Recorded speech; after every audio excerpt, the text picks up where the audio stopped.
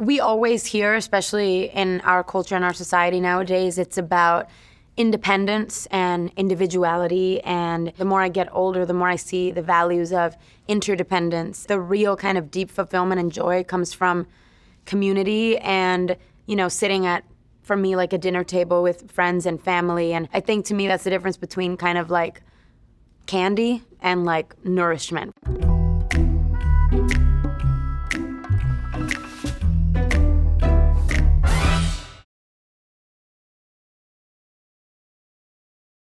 I feel like I got to a point in my life where I was like, you know what?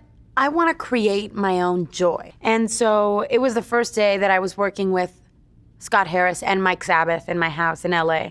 And we were listening to kind of old, both Brazilian and Cuban songs from the 50s and 60s. And I think we were inspired to make something like that day. And so Scott wrote the riff, and Mike kind of did this like, kind of bare bones version of the track that you hear now.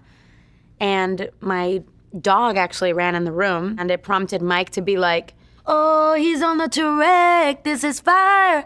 And he kind of like looped that. And so when we were writing the song, I was instantly like, oh yeah, don't go yet, don't go yet, which is a super kind of Cuban melodic rhythm. I think it was just something that my ear was like, oh, this sounds familiar, like, stuff that I've heard in my childhood. And instantly I kind of like had the idea for the storyline. I'll replay this moment for months, alone in my head, waiting for it to come. It was so easy for me to write this song because it's such a vivid memory that I have from before my current boyfriend was my boyfriend. And I remember us being like 16, 17, and like a handful of times, like feeling like we were gonna go to this after party or this party, and I was like, this is the night that, we're finally gonna kiss, that it's finally gonna turn into, more than a friendship. In my mind, I just had these hopes of how the night was gonna play out. It would end with us kind of taking tequila shots and kissing and falling in love with each other. I wrote all your lines and the script in my mind, and I'd hope that you'd follow it for once. It would always end with him being like, I got a performance tomorrow, I gotta go to sleep. And I would just get so angry and like so sad and just like feeling that like, don't go yet, please. Like you're not following the scripts that I wrote in my mind. So that was kind of the first verse, is just like that scene. I knew it all too well back then. I imagine myself inside in the room with platinum and gold eye. Dance and catch your eye, you'd be mesmerized though. I imagine myself inside in the room with platinum and gold. I didn't think about the fact that we're both singers that primarily sing pop music, so platinum and gold, whatever. That's pretty cool, but I definitely didn't mean it that way. I don't really brag a lot in music. Be a little weird. I would actually never say something like that. Dance and catch your eye, you'd be mesmerized. For sure. That was such a thing that I imagined. Like, I'm gonna, be at this party, Work by Rihanna's gonna play. I'm gonna be like whining on the wall, and he's gonna be like, damn. And then he's gonna dance with me, and we're gonna, I'm gonna like smell the tequila and his lips, and we're gonna make out and whatever. Just, you see, like just very vivid. Find a corner, lay your hands in my hair. Finally, we're here, so why? Say you got a flight, need an early night, no. Don't go yet. When you're imagining this night with your crush, it's just like very vivid. Like, I'm gonna wear this dress, and then, you just like have this fantasy of how, that dress is gonna end up on the floor, and, that whole thing. Oh yeah, don't go yet. Don't go yet. Oh yeah, don't go yet. Don't go yet.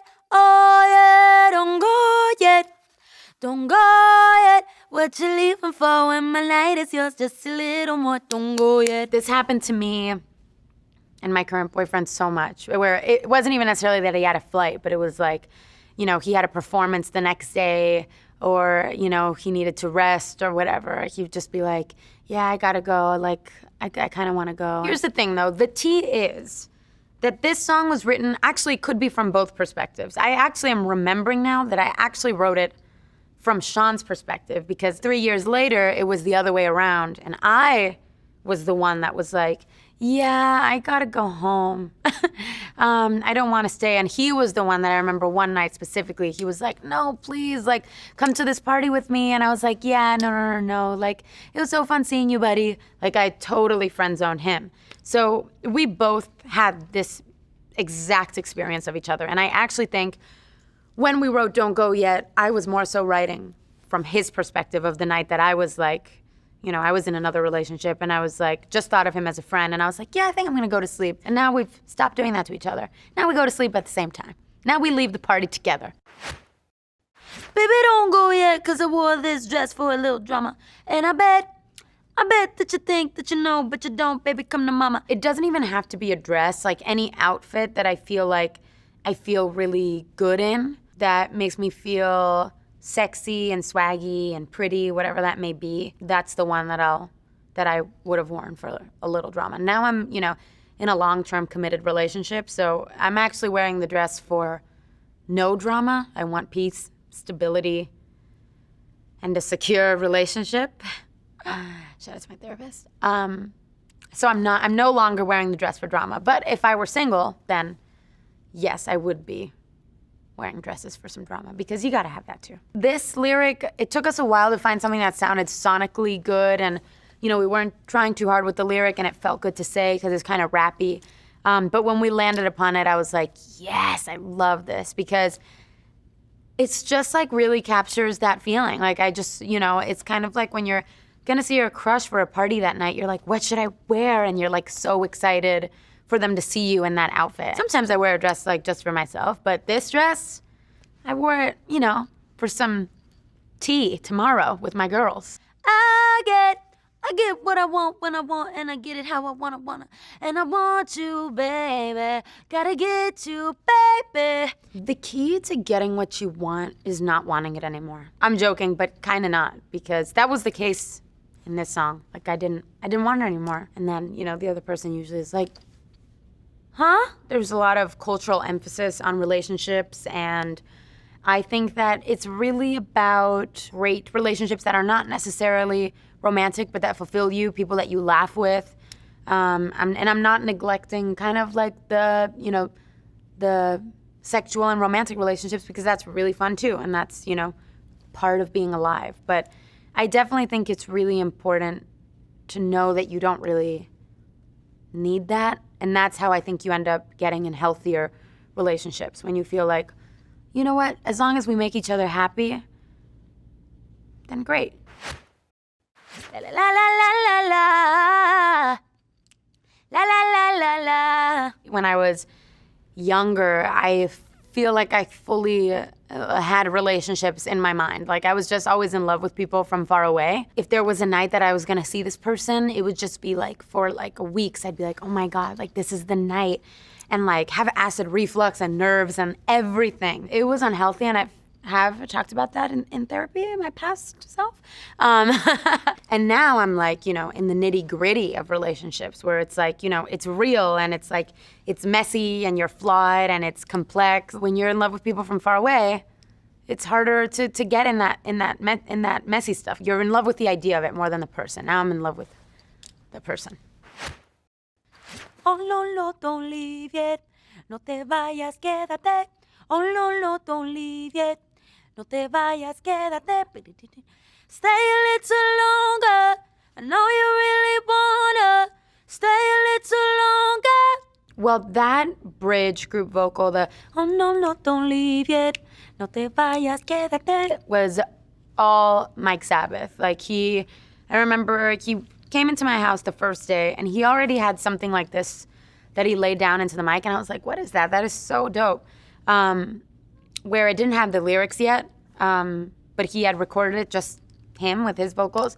And then by the time we came to New York and we got Pedrito and his band, them and Mike filled in the words with, oh no, don't leave yet, no te vayas, quédate, which means don't go, stay in Spanish, no te vayas, quédate. And so Mike showed me that, and I was like, wow, that's so sick. Because the music that he makes chordally, like his choices are so Latin, and he's Jewish, and he's like, a lot of the music that I grew up listening to, like it's chordally really similar to Latin music. And then I go, ahora voy yo, which means now it's my turn. Because they have their moment to do their gang vocal part, and then I'm like, here I come with my extra over-the-top ad-libs.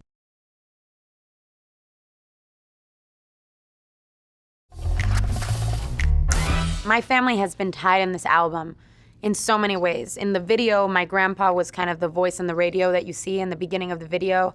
My dad, my sister, my cousin were all in the music video. I have a song where my dad is singing on it. I have a song where my cousin is singing on it.